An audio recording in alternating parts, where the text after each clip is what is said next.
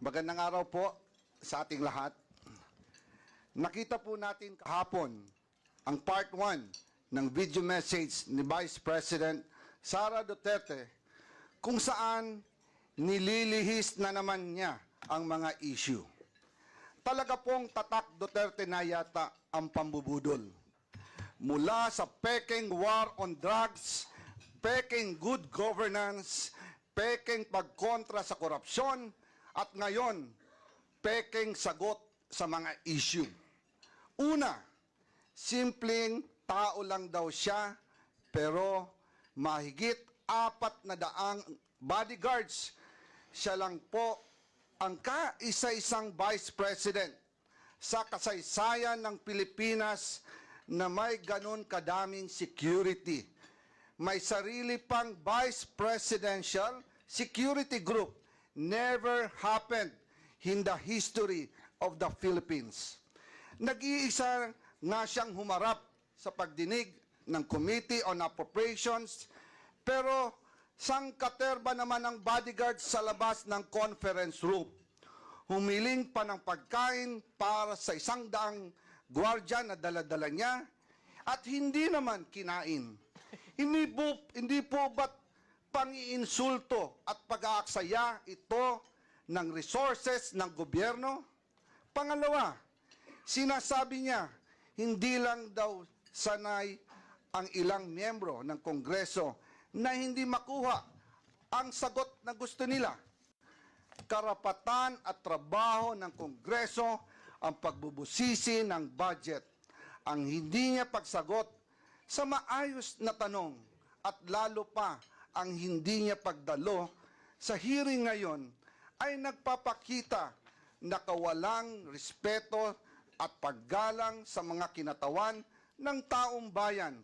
Hindi lang po kongresista ang winalanghiyan niya dito, kung hindi ang buong sambayanang Pilipinas. Tinatakpan niya ang hindi pagsagot sa tanong sa pamamagitan ng pag-iinsulto sa mga kongresista na ginawa lang naman ng kanilang mga trabaho. Gusto nila ang interbranch courtesy, pero siya mismo walang kortesiya sa Kongreso. Pangatlo, malinaw na pambubudol o panlilinlang sa mga Pilipino ang pagsasabi niyang kinikilala niya ang kapangyarihan ng Kongreso sa budget. Malinaw naman sa tao, live sa TV at internet, kung ano ang kanyang asal. Wala siyang sinagot ni isa man lang na tanong ng mga kongresista. Abogado pa naman siya, pero mukhang absent siya nung tinuro ang prinsipyo ng separation of powers at Kongreso bilang co-equal, kapantay ng sangay ng gobyerno ng ehekutibo. Batay sa ating representative democracy, ang mga kongresista ay binoto bilang kinatawan ng taong bayan. Kaya kapag ang isang kongresista ay nagtatanong sa paggamit ng budget, siya ay nagtatanong hindi lang bilang individual, kundi bilang kinatawan ng Pilipinong bumoto sa kanya. Demokrasya at hindi po tayo monarkiya. Wala tayong hari at reyna. Sunset na po ang dating administrasyon. Kaya wala pong karapatan ang ating mga halal na opisyal na umastang parang masasakupan niya lang ang mga kinatawang ng taong bayan. Pang-apat, paulit-ulit niyang sinasabi, I will defer to the wisdom of Congress. Pero hindi naman po ito totoo. Kasi kung totoo ito, sasagutin niya mga tanong ng mga mambabatas, lalo na sa issue ng confidential funds. Naalala ko last year, kinausap namin si BP Sara at ang kanyang mga trusted aides tungkol sa 2024 budget. Sinabi niya noong, ituloy niyo yan, meaning yung confidential funds, dahil kaya niya daw ito i-justify. Mabuti na lang at hindi namin itinuloy. Kung hindi, magsisisi kami dahil ang pondo ng taong bayan ang pinag-uusapan dito At tandaan, COA at hindi Kongreso ang nagsasabing mali ang paggamit ng 73 million sa 125 million confidential funds na ginamit lang sa loob ng 11 days.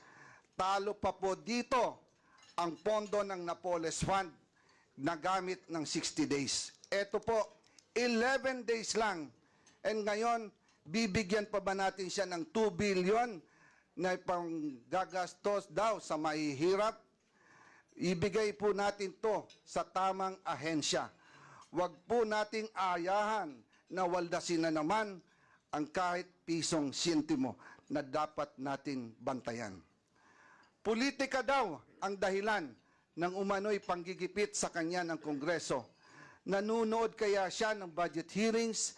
Nakikita niya kaya kung gaano kahaba at katagal ang pandinig at mga questions and answers na kinakaharap ng iba't ibang ahensya ng pamahalaan para i-justify ang kanilang budget? Why should the OBP be any different, especially napakagaling magwaldas, maglakwatsa at mangurakot? Malinaw, diversionary tactic ang video message ni BP Sara. Tulad ng tatay niya, gusto niyang ilihis ang usapin sa tunay ng isyong kinakaharap niya. Ayaw niya kasing magpaliwanag. 125 million confidential funds spent in 11 days at nagsabi mismo ang COA na mali ang paggastos nito. Kung bakit kulelat ang mga batang Pilipino sa math and science sa ilalim ng panunungkulan niya bilang DepEd Secretary. Kung bakit sirang gatas, may insekto at inaamag na Nutriban ang pinamimigay sa mga mag-aaral. Kung bakit malala ang korupsyon sa DepEd at palpak ang kanyang panunungkulan dahil tamad at hindi siya pumapasok kahit minsan sa Department of Education. At higit sa lahat, kung bakit sa gitna ng lahat na kapalpakan at katiwalian, ito ay dapat siyang pagkatiwalaan pa ng 2 billion sa 2025. Briefing suspended.